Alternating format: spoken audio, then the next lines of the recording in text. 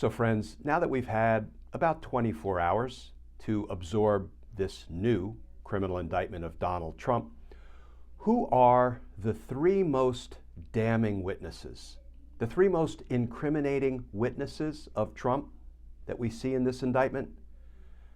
Let's talk about that, because justice matters.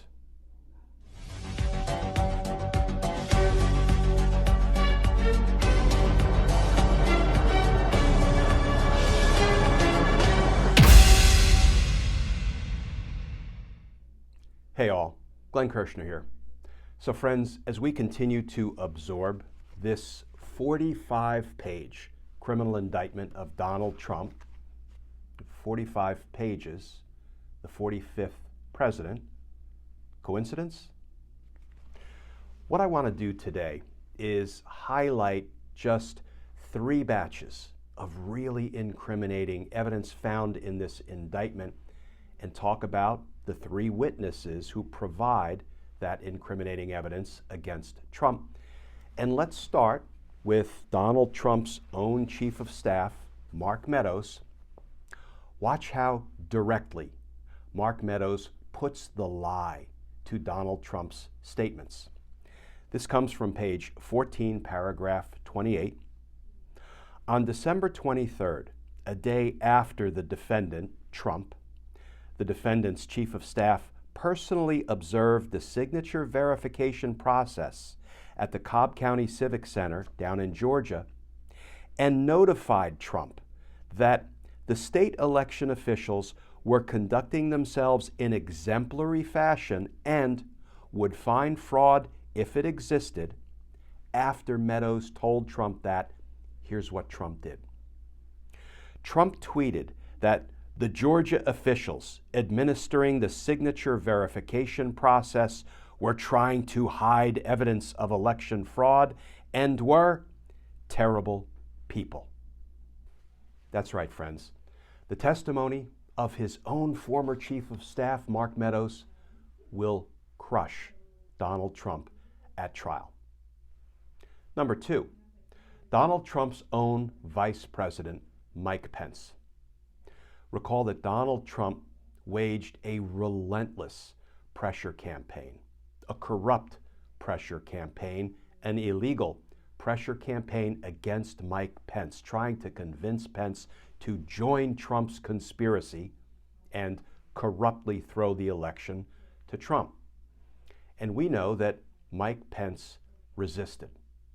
So, this from paragraph 97 on page 36 of the indictment. On January 5th, Trump met alone with the vice president. When the vice president refused to agree to Trump's request that he obstruct the certification, Trump grew frustrated and told the vice president that he, Trump, would have to publicly criticize him. Upon learning of this, the vice president's chief of staff was concerned for the vice president's safety and alerted the head of the vice president's Secret Service detail. And then, friends, there's a whole section in the indictment that is titled "The Defendant's, Trump's, Exploitation of the Violence and Chaos at the Capitol." And friends, as we know all too well, that exploitation of the violence at the Capitol, violence that had been launched by Donald Trump, included the following. At 2:24 p.m., after advisors had left the defendant, Trump, alone in his dining room, Trump issued a tweet intended to further delay and obstruct the certification, saying, quote, "Mike Pence didn't have the courage to do what should have been done to protect our country and our Constitution." And 1 minute later, at 2:25 p.m., the United States Secret Service was forced to evacuate Vice President Pence to a secure location. At the Capitol, throughout the afternoon, members of the crowd chanted, "Hang Mike Pence. Where is Mike Pence? Bring him out," and "Traitor Pence." So when Donald Trump told Mike Pence earlier that if you don't join my conspiracy, if you don't go along with my corrupt scheme to keep me in power, I will have to criticize you publicly. Well, Trump didn't just criticize Pence publicly. He called him a coward. He told the angry mob, which was mid-assault at the Capitol, Mike Pence didn't have the courage to do what was necessary to protect our country, to protect our Constitution, by extension, to keep me in power. The signal was sent, get him. And then, as the riot, as the assault at the Capitol raged on, Donald Trump refused to call it off, refused to put a stop to it, refused to protect the people in the Capitol that day, the police officers defending the Capitol that day, refused to protect his own vice president. Mike Pence's testimony will crush Donald Trump at trial. Let's finish up with the third witness who will crush Donald Trump at trial. That witness, Donald Trump. This from page 28, paragraph 74 of the indictment. Trump called the acting attorney general and the acting deputy attorney general, and Trump raised multiple false claims of election fraud, which the acting attorney general and acting deputy attorney general refuted.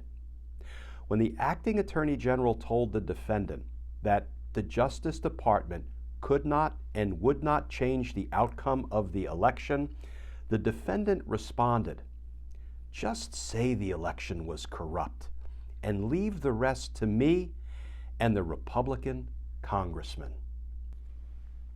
That is Donald Trump as witness against Donald Trump when he was told by his own cabinet officials, people that he relied on day in and day out for truthful, accurate information, when they told him in substance there was no election fraud undermining the election's results. The election wasn't rigged. Donald Trump said, "Doesn't matter. Just say the election was corrupt and leave the rest to me and the Republican congressman." First of all, corrupt intent proved conclusively, beyond a reasonable doubt. He knew there was no fraud, and he said out of his own mouth, "It doesn't matter. I don't care. Just say there was fraud and leave the rest to me and my allies, the Republican congressmen." So now what I would say to Jack Smith is, do the Republican congressmen next. Hold them accountable for their efforts to keep Donald Trump in office unlawfully, unconstitutionally. Do them next. Because justice matters. Friends, as always, please stay safe, please stay tuned, and I look forward to talking with you all again tomorrow.